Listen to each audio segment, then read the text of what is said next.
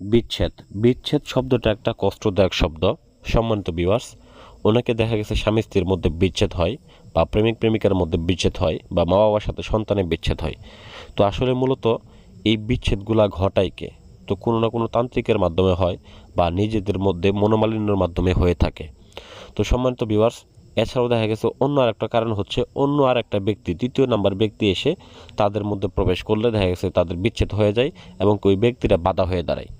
তো এমন একটা বিদ্যা নিয়ে আসলাম, যে বিদ্যার মাধ্যমে ওই তৃতীয় ব্যক্তিটাকে আপনারা খেদাইতে পারবেন, বা ভাগায় দিতে পারবেন, বা সেইখান থেকে তাড়িয়ে দিতে পারবেন। তো সেই একটা বিদ্যা নিয়ে আমি আপনাদের মাঝে হাজির হলাম, যে বিদ্যার মাধ্যমে দেখা গেছে আপনার স্বামীকে অন্য আর একটা নারী কেড়ে নিয়েছে, বা আপনার স্ত্রীকে অন্য আর একটা পুরুষ কেড়ে নিয়েছে, বা আপনার মা বাবাকে অন্য আর একটা লোক জব্দ করে রেখেছে, সেক্ষেত্রে তাদের মধ্যে ঝগড়া লাগানোর উপায়, বা তাদের মধ্যে বিচ্ছেদ ঘটানোর উপায়, একটা তদবির আমি আপনাদেরকে দিতেছি। আপনারা ভিডিওটা প্রথম থেকে শেষ পর্যন্ত দেখবেন। একদম সিম্পল নিয়মে দেবো। এটার নিয়ম আছে, 7টা নিয়ম আছে এই বিদ্যাটা কাজ করার। তবে 7টা নিয়মের মধ্যে 2টা নিয়ম হচ্ছে আমি আপনাদের উল্লেখ করে দেবো, যে 2টা পারবেন ওই 2টাই আপনারা করে নেবেন। তো যাই হোক সম্মানিত ভিউয়ার্স, প্রথমত এই বিদ্যাটা কাজ করার পূর্বে যে 2টা জিনিস আপনাদের মুখ্য বিষয়, সেটা হচ্ছে নাম। দুই পক্ষের নাম, যে দুই পক্ষের মধ্যে আপনারা বিচ্ছেদ ঘটাবেন, অবশ্যই সেই দুই পক্ষের নাম লাগবে। নাম, বাবার নাম, মেয়ের ক্ষেত্রে মায়ের নাম, ছেলের ক্ষেত্রে বাবার নাম, এগুলা সংগ্রহ করে নেবেন, 1 নাম্বার কথা। দ্বিতীয় নাম্বার বিষয় হচ্ছে ভিউয়ার্স, এই যে নকশাটা দেখতেছেন স্ক্রিনের ভিতরে, এই নকশাটাকে সংগ্রহ করতে হবে। তারপরে তৃতীয় নাম্বার বিষয় হচ্ছে আপনাদেরকে 2টা পুতুল সংগ্রহ করতে হবে, 2টা তাবিজ সংগ্রহ করতে হবে, এবং নিয়ম মাফিক যদি আপনি করতে চান, 2টা নিয়মের মধ্যে প্রথম যে নিয়মটা সেটা হচ্ছে আপনাদেরকে শুধুমাত্র লাল কলম নিতে হবে। সম্মানিত ভিউয়ার্স, লাল কলম নিয়ে সাদা কাগজের ভিতরে আপনারা এই নকশা অঙ্কন করবেন লাল কালি দিয়ে। যারা অন্যান্য কোনো কিছু দিয়ে কাজ করতে পারেন না, বা সিঁদুর দিয়ে কাজ করতে পারেন না, ভয় পান, দোকান থেকে কিনতে ভয় পান, অনেক কবিরাজের কাছে গেছেন, কাজ করে দেয় না, অনেক আসনে গেছেন, অনেক টাকা পয়সা নষ্ট করছেন, কাজ হয় না, সেক্ষেত্রে আমি আপনাদেরকে এই সহজ নিয়মটা দিতেছি। তো সেক্ষেত্রে লাল কলম দিয়ে আপনারা সাদা কাগজের ভিতরে অঙ্কন করবেন, শত্রুদের নাম লিখবেন, অর্থাৎ যাদের মধ্যে আপনারা বিচ্ছেদ ঘটাবেন তাদের উভয় পক্ষের নাম লিখবেন, যাতে তারা একজন অপরজনকে না দেখতে পারে, একজনকে আরেকজন যাতে স্বইচ্ছায় ছেড়ে দেয় এবং দূরে চলে যায়। তো সেক্ষেত্রে আপনি কী করবেন, উভয় পক্ষের নামটা লিখে 2টাকে 2 তাবিজের মধ্যে ভরে নেবেন, এবং যে 2টা তাবিজ আপনার পুতুল 2টা আপনি নিয়েছিলেন, ওই পুতুল 2টার মধ্যে আপনি ভরে দিবেন।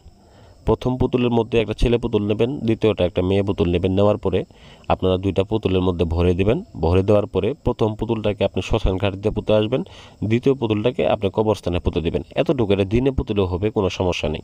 তো সেক্ষেত্রে কোনো বাধা বিপত্তি হবে না। তবে এটার যে দ্বিতীয় যে নিয়মটা আছে ভিউয়ার্স, এই দ্বিতীয় নিয়মটা বলতেছি, যে প্রথম নিয়মটা শুনে যে দ্বিতীয় নিয়মটা শুনবেন না, তাহলে কিন্তু হবে না, কারণ দ্বিতীয় নিয়মের মধ্যেও কিছু নিয়ম আছে প্রথম নিয়মের। তো যাই হোক, প্রথমত দ্বিতীয় নিয়মের মধ্যে হচ্ছে আপনার এইটা করার ক্ষেত্রে লাল কালি ছাড়া আরেকটা উপায় হচ্ছে, সেটা হচ্ছে কালো পাঁঠার রক্ত এবং বিষাক্ত সাপের রক্ত। তার পাশাপাশি আপনাকে যেটা সংগ্রহ করতে হবে সেটা হচ্ছে কাফনের কাপড়। কাফনের কাপড়ের উপরে এই কালো পাঁঠার রক্ত, সাপের রক্ত মিশ্রিত করে কালি বানিয়ে, তারপরে ভিউয়ার্স এটাকে ওই কাফনের কাপড়ের উপর অঙ্কন করে 2টা পুতুলের ভিতরে দিতে হবে, এবং একই নিয়মে একটা কবরস্থানে, একটা শ্মশানঘাটিতে পুঁতে আসতে হবে। তবে সম্মানিত ভিউয়ার্স, এই 2টা কাজের মধ্যে যে একটা বিশেষ যে একটা নিয়ম আছে, সেটা হচ্ছে যে সুন্দর করে আপনাকে একটা আসনটা সাজাইতে হবে। বিশেষ করে যে জায়গায় কাজটা করবেন, জায়গাটা অবশ্যই পবিত্র হইতে হবে, পাক পবিত্র করে নিতে হবে। কীভাবে পাক পবিত্র করবেন?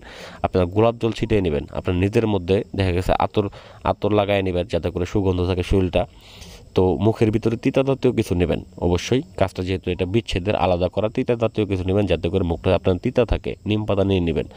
তো পরবর্তীতে যেটা হচ্ছে, আপনার একটা রাগ রাগ ভাব নিতে হবে এই কাজটা করার পূর্বে অবশ্যই, এবং নিরিবিলি একটা জায়গায় বসে তারপরে কাজটাকে করতে হবে। মোমবাতি জ্বালিয়ে, কোনো ইলেকট্রিক বাতি দিয়ে আপনারা এই কাজটাকে করবেন না, অবশ্যই নিরিবিলি একটা জায়গায় বসে মোমবাতির আলোয় আলোকিত হয়ে কাজটাকে করবেন। আর এটার আমি সময়টা বলে দিতেছি এখন, সময়টা সব থেকে গুরুত্বপূর্ণ। এইটার কাজ হচ্ছে একদম দুপুরবেলা, ঠিক দুপুরবেলা আপনাকে কাজটা করবেন, অথবা একদম মধ্যরাতে অথবা দিনের দুপুরবেলা করবেন।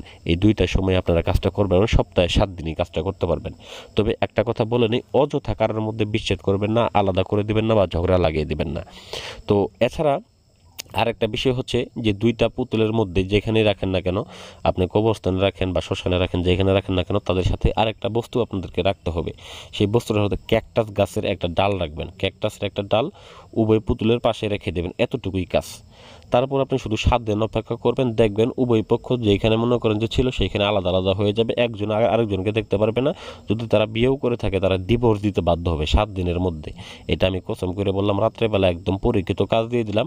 এই কাজটা মনে হয় 100% হবে, কারো কাছে যাইতে হবে না, কাজও করতে হবে না। এছাড়াও যদি আরও কোনো পরামর্শ লাগে স্ক্রিনে নাম্বার দেওয়া আছে, যোগাযোগ করতে পারেন। ভিডিওটা পছন্দ হলে লাইক করবেন, চ্যানেলটাকে সাবস্ক্রাইব করবেন। ধন্যবাদ।